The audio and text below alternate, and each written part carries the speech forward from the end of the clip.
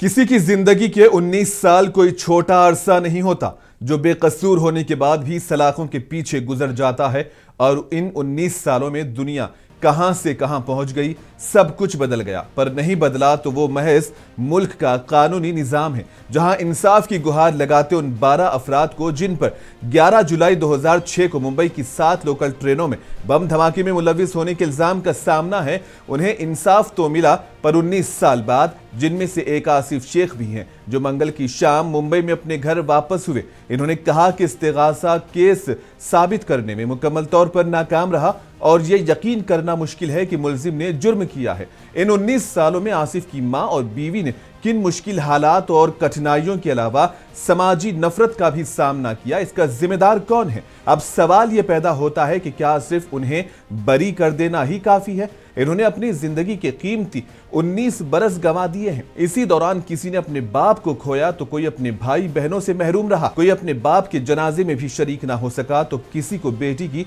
रुखसती भी देखना नसीब नहीं हुआ।